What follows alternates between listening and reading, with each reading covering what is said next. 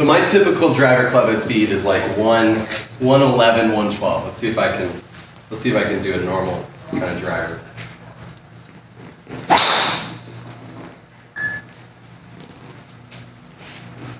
111. Called it.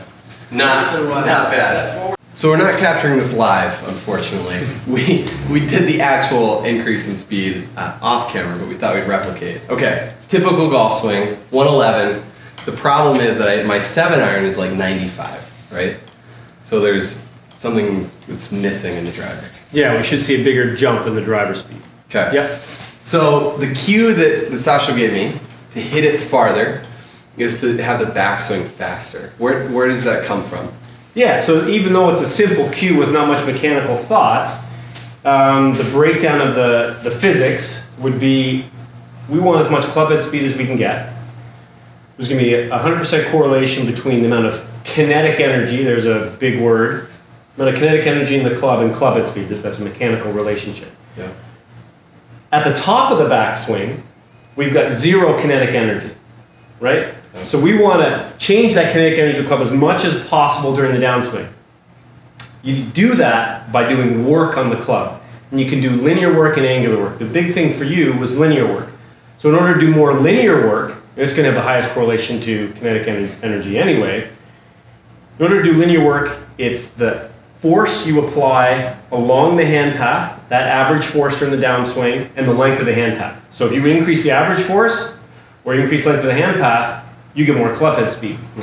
So for you, your cue, generally growing up and going through life was, okay, slow backswing, keep in sync, nice tempo, get to the top, and then I can fire hard. Yep. But if you take that to the extreme, you're probably in the middle, but you take it to the extreme like Hideki Matsuyama, you're applying 0 force to the grip at the start of the downswing.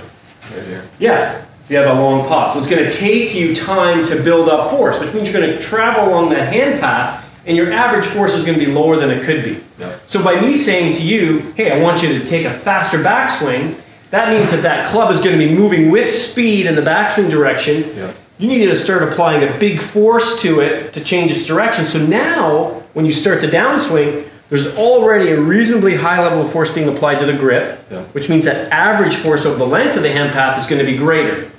And now, luckily for you, you're a talented golfer, well coordinated. Thank you. You actually, I would argue, your sequencing improved slightly. You got a little bit more separation, X factor stretch, if you want to call that, between your lower body and your upper body. It's a nice stretch in your lat. Yep. So your sequencing even got better, right? But now we're starting applying a higher level of force at the start of the downswing. You're just going to add more kinetic energy into the club in the downswing. So my typical cues to try to swing faster are maybe lift the left heel, really try to get that pressure down and squat. And I've never been able to get up. I can maybe get up to 113 or something like that, but never. And I've never even thought of this cue. So I got up to 117 before. Let's see if we can do it again. Sasho Magic. Your new program. Yeah, all right. So faster backswing. Yep. Such an easy cue. Yeah, It's mechanical behind the scenes, but right. Simple cues. Right. That is launched. 115.8, so Here you go. 116. Yep. Yeah. It's a meaningful jump. That's a meaningful jump. Let's see if I can even get it faster. And it's amazing because I've never had a cue to hit the ball harder, right? Yeah. I never had a good cue.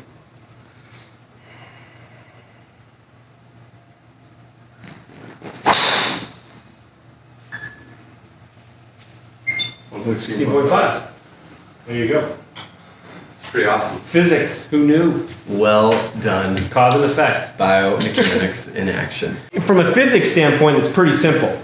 We need a longer hand path or higher average force along the hand path. Those are the two ways to do linear work on the club.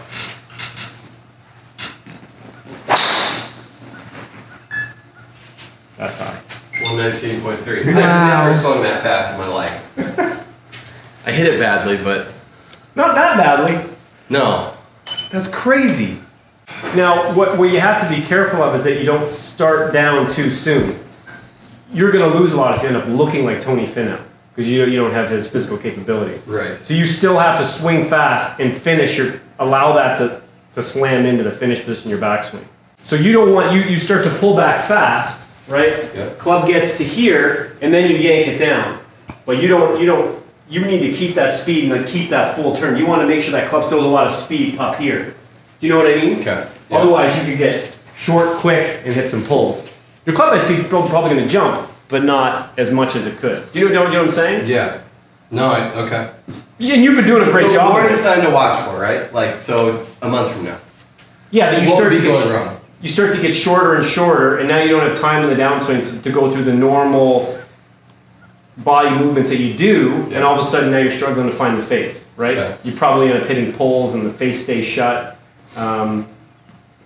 Yeah, but right now everything's looking pretty good. Make sure you don't get short.